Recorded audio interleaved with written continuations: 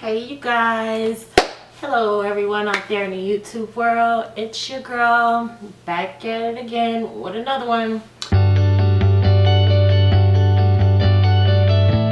Today I am doing a different type of video.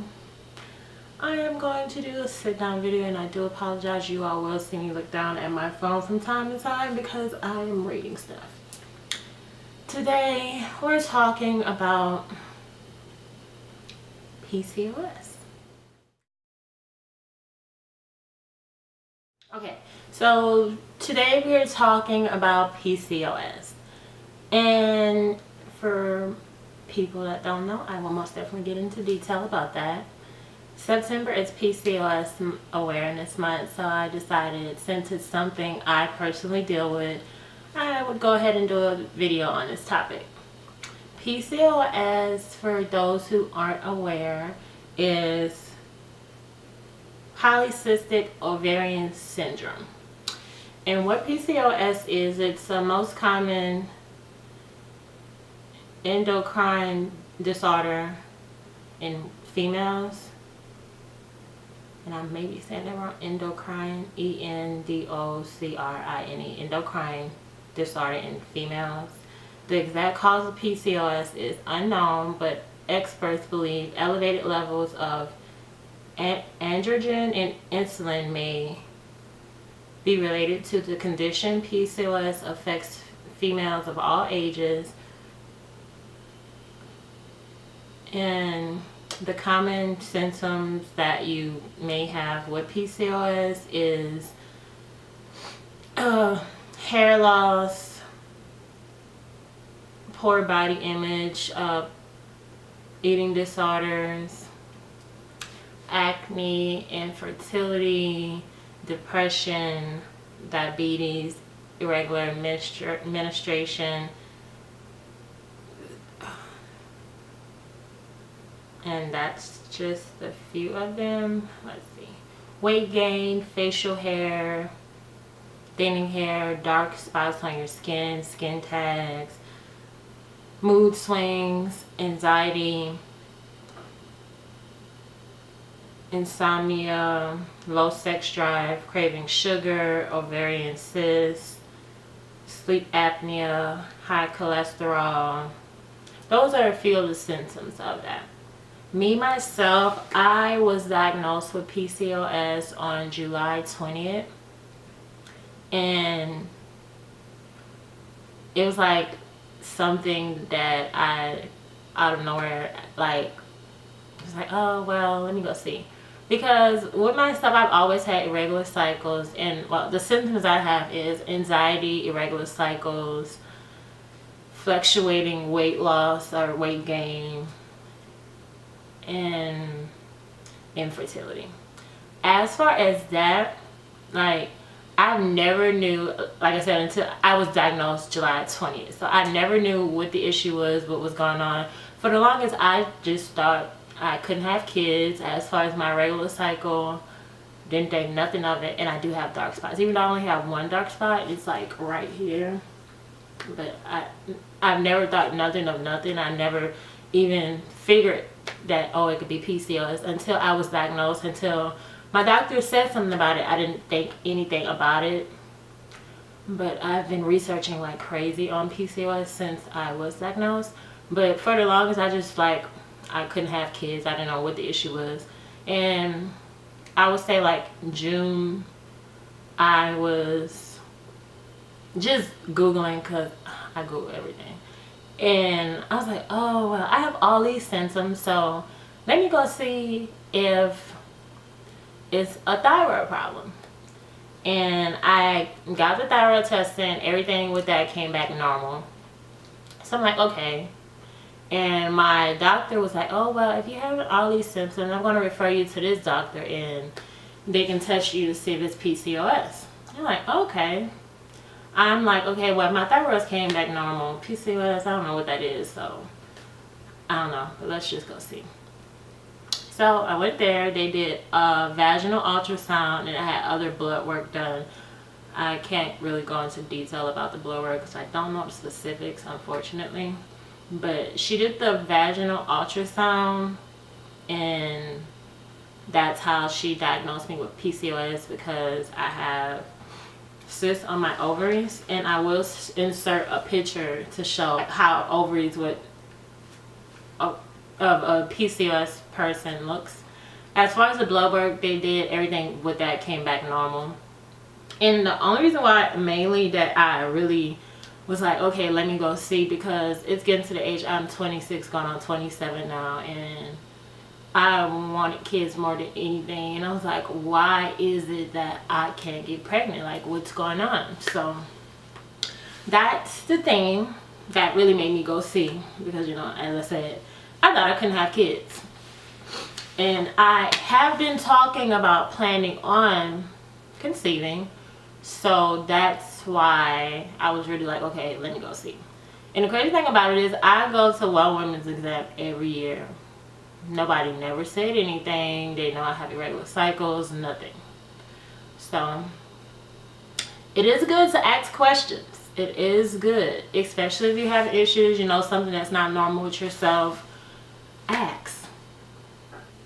And in regards to the process of me having PCOS and looking into conceiving in the nearest future, my doctor that I went to advised me to start taking prenatal vitamins, and she also recommended this medicine called Ovastal. I did not order the Ovastal, but I have started taking prenatal vitamins and other vitamins, which has been helping for me thus far. And there is some other products that I am going to take near the time of me actually starting to conceive, once I confirm that I want to. Well, I know I want to, but once the process is going to start of me conceiving, because I feel like it makes no sense to just take it now if I'm not at that point yet. So this is the things that I've done in regards to me and my PCOS. I have downloaded the Glow app, and none of the things that I'm talking about in this video is sponsored, of course. It's just the things that I've done for me regarding my PCOS. I've downloaded the Glow app. It is an app where you can track your cycle and your ovulation, which I have been doing, tracking my ovulation and my cycles. And before now, I have not had a cycle since the end of June. And I started taking these medications, and I finally got my cycle at the beginning of September. My cycles has always been irregular.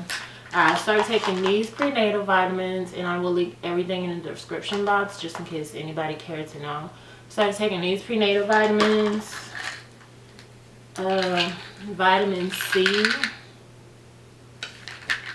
iron pills, and this. I've started taking Maca, and this is what I believe helped my cycle come finally. And I've only been taking it for like a month now, so I'm trying to see. Pretty much, as the Glow app tells me, I'm due for my cycle at the end of this month, starting at the end of this month. So I'm trying to see like if it's really regulating it or not. But we'll see. You know, I'm most definitely give more updates in regards to this as I'm going through that process of, you know, possibly going into the process of trying to conceive. And I was recommended to